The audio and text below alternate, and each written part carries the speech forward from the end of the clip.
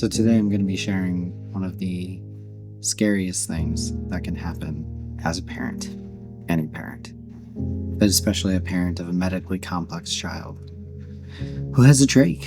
I've been holding back on sharing this just because it is kind of personal, but I think it's important to share to show how important it is to be prepared and be ready at the drop of a hat for something like this to happen. About a couple months ago, we were on our way to a routine blood draw for Jimmy at our local hospital. And we took him out to the car, loaded him up, and immediately he started to struggle as soon as we got into the car seat and ended up turning blue, and we had to do an emergency trach change in our front yard. Our daughter Brooklyn rose to the occasion. She had to call 911, and that was a scary moment for her, but she kept her composure. Looking back on it, we did pretty well, but in the moment, it did not feel like we were doing well. It felt chaotic. I couldn't imagine how we would have felt if we weren't prepared, if we didn't have the right stuff ready to go, lined up. So I'm going to have the video playing, and then I'm just going to be kind of talking about what happened. So as soon as we noticed that Jimmy was struggling, I had run back inside to grab the pulse ox that we were going to grab anyway. But I was in a hurry to get him hooked up and see what his oxygen was and make sure he was okay. So that's where I was. By the time I got outside, Kim had already had the ambu bag ready to go. At this point, Kim runs around to the back of the car to get the oxygen tank, asked me if Brooklyn should call 911. I said yes, and Brooklyn rose to the occasion, ran inside, grabbed her phone.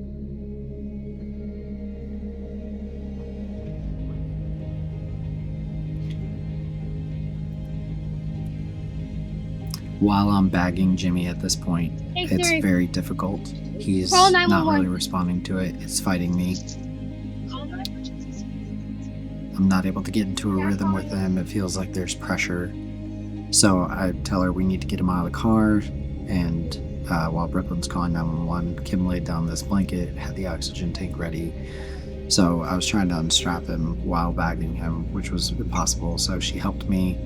We got him out, laid him down on the ground, left his feeds in the car. You can see the wire following him through.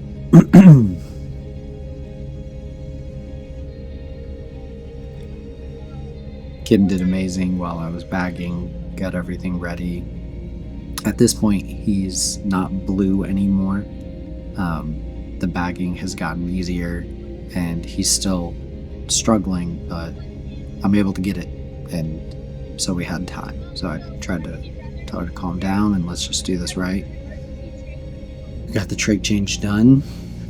Brooklyn was still talking to 911 like a pro. And then at this point, Kim gets everything else out of the car that we had left behind, the feeds, the ventilator, all that stuff, so that we can get him hooked back up. And there's where I take the phone from Brooklyn because he starts asking questions that she doesn't know the answer to, or she doesn't know how to get through. It was not long before they started to show up. They brought an ambulance, fire truck. Jimmy is registered with our local emergency department as a child with a trach, and our local has done training on it and everything like that. So they're very prepared. It was really awesome to see this. The reason they're not sprinting up is because we had told the operator that Jimmy was stable. So there was no emergency. This guy that came up first is awesome. He's been to our house a few times, really knows his stuff, really helpful.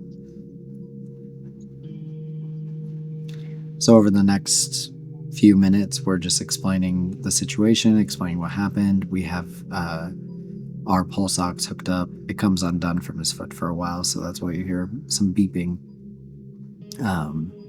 But his oxygen was fine. His pulse was fine. He was sleeping.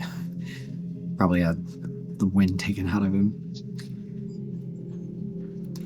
We end up getting multiple paramedics, quite a few. There's a lot of conversation, people just trying to figure out what's going on. People who were clearly nervous about a baby with a trach, but luckily they didn't have to do anything.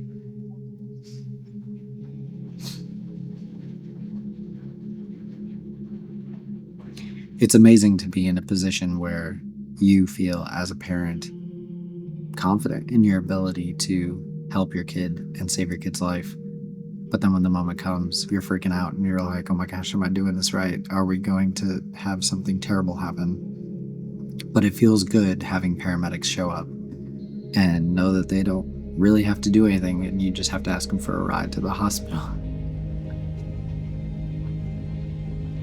I'd rather them not have to show up at all, but I'm so appreciative of our town and how much of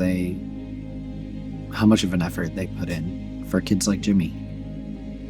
We have another kid in our town, actually. His name is Miles, and he has a trach as well, so they're trained on him as well, and it's really cool.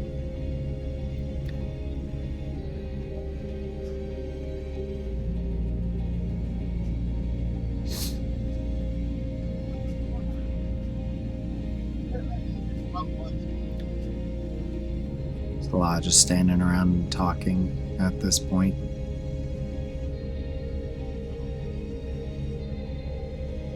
I'm just gonna have it cut to where we load him up.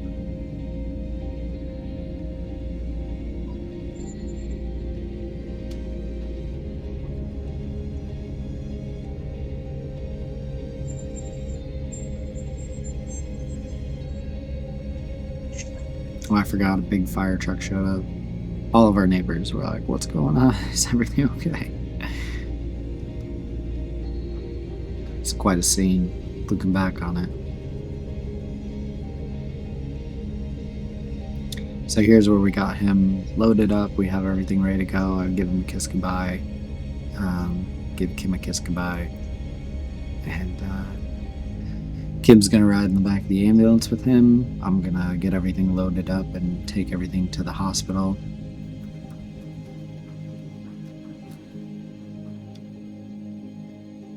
They were all great. They got him comfy, made sure he was okay, listened to us, we knew what we were talking about, so everyone was there for support and got him out of there safely. You can see Kim carrying all of her stuff. Brooklyn's still calm as a cucumber, not freaking out. She knew that I was going to have Poppy come over and watch them while I ran to help out at the hospital.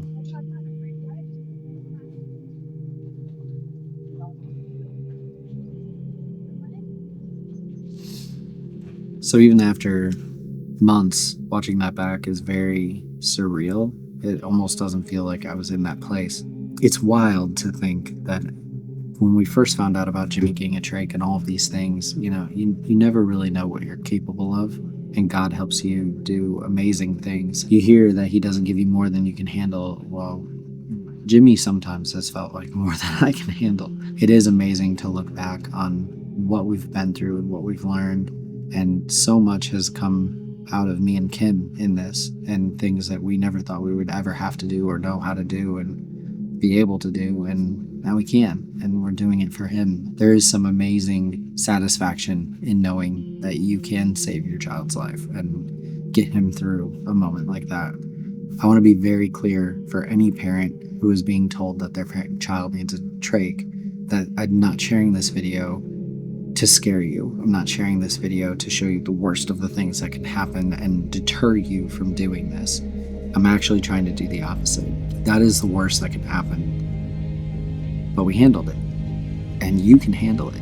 You are able to do this. I know it seems hard. I know it seems scary, but you can. You can do it. Trust me, if I can do it, you can do it. This video is just to show that it's possible. It can happen, and it may happen to you. And you need to be prepared. You need to have your emergency bag with you all the time. You need to know how to use the things, all the things. And that's why I share this video. You can do it. And when the time comes, trust me, your instincts will take over. And you'll do exactly what you need to do.